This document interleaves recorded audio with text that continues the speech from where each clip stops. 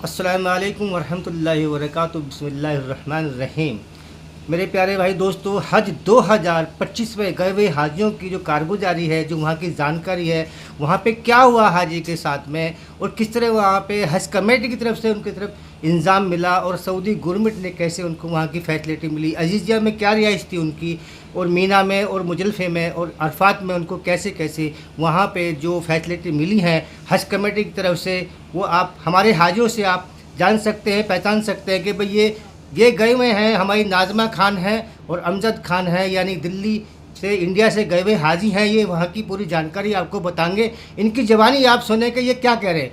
आपको मीना में या अजीज़िया में जो परेशानी हुई है, जो फैसिलिटी मिली है, वो आप बताएं हमें कि क्या वहाँ पे इंतज़ाम था हज कमेटी की तरफ से। अस्सलाम वालेकुम।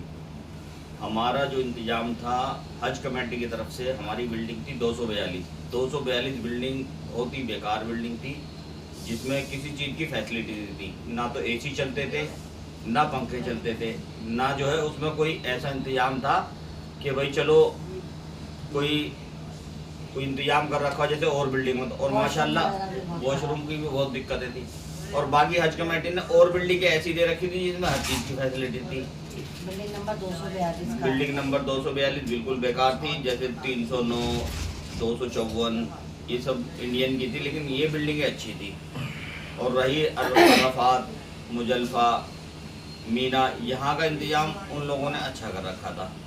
और माशाल्लाह हज जो है बहुत अच्छे से हुआ, क्योंकि आदमी बहुत कम था, सारे अरकान खुले खुले हुए हैं। अच्छा, मदीने में आपको जो रिहाइश मिली थी, बिल्डिंग मिली थी, वो कहाँ पे मिली थी? वो मिली थी जी 310 नंबर गेट पे, मुश्किल से 500 कदम पे। अच्छा, वो अच्छी थी। अच्छा, मदीने में आपका सफ़र कैसे रहा वहाँ पे?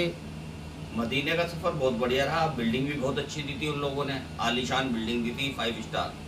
अच्छा, वहाँ पे खाने पीने के लिए लोगों की बहुत वो हो रही थी कि भाई खाना नहीं मिलेगा, इस तरह से बनाना नहीं पड़ेगा, तो आपने वहाँ बाज़ार से खाना खाया या बना के खाया? हमने वहाँ बाजार से खाना खाया जी, उन लोगों ने किचन दी ही नहीं थी वहाँ पे। दूसरा, वहाँ पे जो आपको खाना मिला है खाने के लिए, वो जो आपको कितना बनाने से सस्ता पड़ा है या महंगा हुआ है वो? महंगा। अच्छा, तो किस तरह का आपको खाना मिलता था वहाँ पे जो आप लेने जाते थे? वहाँ पे वो खाना जो लेते थे वहाँ पे कितने पैसे का आता था खाना आपका? वो सब अलग अलग होटल वाले अलग अलग हिसाब से लेते थे। कहीं 25 रियाल, कहीं 22 रियाल, कहीं 30 रियाल का भी खाना पड़ा है एक आदमी का? एक आदमी का। अच्छा, तो हाजियों का जो खर्चा है वहाँ पे खाने पीने का मदीने में वो ज़्यादा है। और अब जैसे अब आपको अजीज़िया में गए तो वहाँ पे जो बिल्डिंग मिली खाने पीने के लिए, वहाँ सब आपने सामान ले गए थे यहाँ से बनाने के लिए, या आपको वहीं से कैसे करवा इंतजाम आपने? हम यहाँ से सामान लेके गए थे अपना बनाने के लिए। हम यहाँ से सामान तो लेके गए, लेकिन वहाँ जो फैसिलिटीज थी, वहाँ 30 लोगों को एक किचन में एक चूल्हा दिया गया था जी। एक फ्रिज रखा हुआ था। वॉशरूम की कोई अच्छे से भी फैसिलिटीज नहीं थी, इतनी पुरानी बिल्डिंग। और हमने उनसे कहा कि ये सब क्या हो रहा है, कैसे कर रहे हो, और जगह तो आपने इतनी इतनी फैसिलिटीज दे रखी है। कहीं फ़ोन भी मौजूद थे, बेबी फ्रिज रखे हुए थे लोगों के रूमों में। हम देख के आए वहाँ 309 एक बिल्डिंग है, वो 5 स्टार से कम नहीं थी, वो भी अजीज़िया की थी, वो भी लोगों की प्रोवाइड कराई गई थी। तो वो भी इंडिया के लोग थे जो आप बिल्डिंग बता उसमें भी रही हो? इंडिया के हमारे लोग। आधे साथी उसमें थे। अच्छा, तो जो आपकी बिल्डिंग थी वो 342 बिल्डिंग थी? 342। 242। और जो आप देखने गए थे वो कौन सी बिल्डिंग थी? 309। 309। तो 309 में 5 स्टार की एक फैसिलिटी मिली और 209 में 242 में फैसिलिटी नहीं थी नहीं आपके थी। लिए? अच्छा जिस हिसाब से ये लोग पैसा लेते हैं उस हिसाब से इन्होंने कोई भी फैसिलिटीज नहीं दी, जबकि वहाँ पर बराबर में ही पाकिस्तानियों के वो थे होटल। जी। उन लोगों का खाना नाश्ता उन्हीं पैसे में था सब एडजस्ट, उन्हें कुछ बनाना नहीं पड़ता था, वो सिर्फ इबादत करने जाते थे। जी। हमें इबादत भी करनी होती थी, खाना भी बनाना होता था, और उसके लिए भी हमें वेट करना पड़ता था। तो जैसे वहाँ पे इन्होंने सिलेंडर आपको दिए हैं, एक सिलेंडर मिलता था वहाँ पे, एक सिलेंडर से हो गया था, या और भी सिलेंडर आपने कहीं वो और दिए उन्होंने या जब आपने हमने हंगामा किया हम्म। तब उन्होंने पूरी बिल्डिंग में 2 चूल्हे करे, 2 सिलेंडर करे, जी। वरना एक ही सिलेंडर से लाइन लगाकर खाना बनाने का नौबत है। 30 आदमियों का खाना एक सिलेंडर से एक किचन में बनता था? नहीं, हमारा क्या था, जो वहाँ का होटल का मालिक था ना, जी। फिर बाद में उसने 4 दिन बाद उसने सपोर्ट करा, उसने हमने उसको बहुत सुनाई। जी। हमने उसको बोला, हम अरे तुम कैसे लोग हो, तुम सऊदी के हो, इंडियंस आए हुए हैं, हाजी लोग आए हुए हैं, तुम्हारा तो फर्ज बनता है। तो वो कहने लगे कि नहीं, हमने ये बिल्डिंग उन्हें नहीं दी थी, ये जो इंडियंस यहाँ से आए थे, आपकी हज कमेटी से लोग आके इसे पसंद करके गए। अच्छा, उसके बाद हमने इसे इतना रेनोवेट किया। अब अगर आप लोगों को इसमें कुछ दिक्कत हो रही है तो मैं अपनी तरफ से कर देता हूँ, अपने खर्चे। यानी कि उन्होंने आपको बहुत सपोर्ट किया इस जी, मामले में। उन्होंने सपोर्ट किया। उन्होंने बाद में हमारे जाने के 3-4 दिन बाद एक एक्स्ट्रा फ्रिज रखा कमरे के अंदर, जी, एक सिलेंडर एक्स्ट्रा रखा, यानी कि जैसे एक सिलेंडर मिलता है तो जी। उन्होंने 2 सिलेंडर कर दिए। जी। और खाली सिलेंडर अगर हो जाता तो आप रोज बदलो सिलेंडर, अच्छा जी। कोई पाबंदी नहीं थी।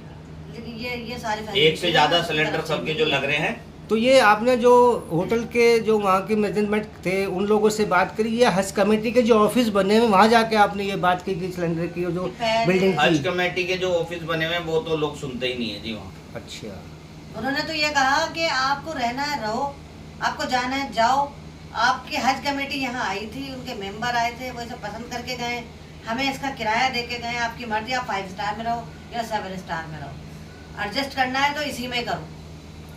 तो जैसे आपने बताया वो 309 वाली बिल्डिंग और 342 नंबर बिल्डिंग, जो जैसे 342 में आप थे और 309 में जो दूसरे थे, लेकिन वो भी इंडिया के हाजी थे और आप भी इंडिया से थे, तो ऐसा कैसे हुआ कि 342 में और 309 में इतना फर्क कैसे किया? वो 5 स्टार होटल मतलब बता रहे हैं ये आप। तो यहाँ की कमेटी बताएगी वो ना तो सर, कमेटी तो ये भी तो बताइए। हज कमेटी ने ही किया ना कि वहाँ कितना पर। कितना जी। पैसा इन लोगों ने लिया और क्या फैसिलिटीज वहाँ हाजी को दे रहे हैं ये नहीं, लोग। जो 309 की बिल्डिंग आप बता रहे हैं उसमें तो आप पूरी फैसिलिटी बता रहे हैं ना, और 342 में आप ये कह रहे हैं कि जी हमारे को फैसिलिटी सेम नहीं पैसों मिली। में तो यही तो वो एक उन्हें फर्क हाजिरी हुआ में तो कौन हाजिरी ये में तो उतरे हज पैसे कमेटी की तरफ से देखना आप चाहिए ना भाई, हम एक हाजी के लिए क्या पसंद कर रहे हैं और एक हाजी के लिए क्या पसंद कर रहे हैं। तो मेरा ये सबमिशन है हज कमेटी के लिए, मैं ये कहना चाहती हूँ कि खुदा के वास्ते ये जो 242 नंबर बिल्डिंग है, जी। ये आगे आने वाले 2026 में जी। ये लोगों को प्रोवाइड ना कराई जाए। हम लोग बोल्ड थे, जबान दराज थे, या ये समझ लीजिए कि हम माइंडेड थे वहाँ कि हमने अपनी बात मनवाई, वो भी वहाँ के शेख से। जी, उन्होंने हमें सपोर्ट किया, जी, जी। वरना वो बिल्डिंग रहने काबिल नहीं है। अच्छा, चलो खैर कोई नहीं, बिल्डिंग के इसके लिए बारे में जैसे भी आप बता रहे हैं, हज कमेटी की तरफ से ये आगे के लिए उन लोगों के लिए हिदायत दी जाएगी, उनसे कहा जाएगा इस चीज़ के लिए कि भाई इस तरह की बिल्डिंग प्रोवाइड ना करें हाजियों को, क्योंकि हज का सफ़र बड़ा मुबारक सफ़र होता है और बड़ी एक इबादत है। वहाँ पे अगर खाने पीने का और बिल्डिंगों की इस टेंशन से रहेंगे तो इबादत में खलल पड़ती है। अब चलते हैं हम कि आपको जो वहाँ से बस मिलती थी वो कितनी दूरी पे मिलती थी बिल्डिंग से, और किस तरह से आप हरम के अंदर दाखिल होते थे, और वहाँ पे आपको किस तरह से लाके ले जाने का क्या सिस्टम था वहाँ पे? हमारी जो बिल्डिंग है उससे तकरीबन 500 मीटर पे हमारी बस खड़ी होती थी, 6 नंबर स्टैंड, बस सर्विस तो ऑल टाइम थी। और वहाँ से वो हमें उदई ले जाती थी और जी। उदई से जो है हम हरम पहुँचते थे दूसरी बस से। क्लॉक टावर के नीचे। जी। लेकिन बस की सर्विस हर 1 सेकंड में थी, बस की तो हमने बढ़िया। सुनी थी कि 24 घंटे की बस सर्विस मिलेगी 2025 में। बढ़िया हर सेकंड में सर्विस थी। मतलब आप जाओ, अगर आप 2 जने हो तो बस आपको ले जाएगी, जी, वेट नहीं करें। वेट नहीं करेगी कि भाई वहाँ बिठा लिया कि हाजी आएंगे, बस भरेगी नहीं। अच्छा, फिर आपको जब हज का सफ़र शुरू हुआ, आपका वो 5 दिन का जो सफ़र है, फिर आप मीना गए, तो मीना में फिर आपको वहाँ पे जो फैसिलिटी और जो वहाँ खाने का रहने का जो सिस्टम था वो किस तरह से आपको रहा वहाँ पे? वहाँ का खाने का सिस्टम तो ऐसा था जी, जो वो लोग खाते हैं वो तो वही बनाएंगे। वो क्या देते थे आपको खाने के वो लिए? हमें खबूज देते थे जी, और जो है बिरयानी देते थे, जी। बाकी एक सेब और एक संतरा। नाश्ते में क्या मिलता था आपको? नाश्ते में जो है हमें वो देते थे, फ्रूट होता था एक, फ्रूट होता था और वो कीमे जूस होता टाइप था, में कोई फ्रूट होता चीज था। होती थी। कीमा और खबूज। अच्छा, चाय का तो वहाँ पे हमने सुना है, देखा है कि बता रहे थे कि 24 घंटे में चाय की केतली रखी हुई थी जी, वहाँ जी, पे, हाँ, थर्मस हाँ, भरे हुए वो थे। तो 24 जितना भी घंटे। और वहाँ ये भी देखा है हमने, बता रहे थे लोग बाग, हमने देखा वहाँ पे कि भाई 24 घंटे आप अगर हाजी किसी तरह से पानी और चाय या कोल्ड ड्रिंक की अगर आपकी की इच्छा है तो वहाँ से आप ला सकते हैं जाके फ्रिज में नहीं नहीं, से। कोल्ड ड्रिंक नहीं थी, पानी था बस। अच्छा, वो भी खेमों में नहीं था, सिर्फ बाहर था। हाँ, वो किचन वहाँ में की जो गवर्नमेंट ने लगा रखा था पानी। किचन में जो पानी था वहाँ पे किचन में भी रखा हुआ था। अगर हाजी को किसी को परेशानी होती है या मान लो कोई ज़्यादा ऐसा होता है तो आप किचन में से ला सकते हैं वहाँ। हाँ, पानी की कोई टेंशन नहीं पानी थी। तो बहुत ज्यादा। अच्छा, फिर आपने मीना के फिर आप वहाँ पे अरफात गए, तो अरफात में आप मेट्रो से गए थे या आप पैदल गए थे? हम यहाँ मेट्रो से से सफ़र गए जो थे। आपका है ना, ये सफ़र जो आपका मीना से जो अरफात और मुजल्फे का है और जमरात तक का, इस सफ़र के बारे में थोड़ी सी हमें जानकारी दें ताकि आपको इसके बारे में हमें ही पता चल जाए और आपको भी ये हो कि इस तरह काम होते हैं तो आगे जाने वाले हाजियों को इसके बारे में पूरी पता चल जाए किस तरह से काम होते हैं। हम जो है मीना से मुजल्फा जो गए, अरफात जो गए थे वो मेट्रो से गए थे जी। जी और मेट्रो हमारे खेमे से तकरीबन 800 मीटर पे थी, या तो 1 किलोमीटर होगा या 800 मीटर। जी। और वहाँ से जो है जो भी उनका प्रोसीजर है वही ले जाने का, कि कोई इस गेट से जाएगा, कोई इस लाइन में जाएगा, कोई ऊपर से जाएगा। वहाँ कोई भगदड़ नहीं थी, कोई वो ऐसा कुछ वो इतना नहीं बड़े था कि सुकून से परेशान उन लोगों हुआ। ने मेट्रो में बिठाया और हमें अराफात छोड़ दिया। जी ऐसे ही अराफात से था जी कि भाई वहाँ से मेट्रो में आए, बड़ी आसानी से आए, जी मुजल्फा पहुँचे, वहाँ बड़ी आसानी से पहुँचे, जी। कोई भगदड़ नहीं थी, कोई वो नहीं था।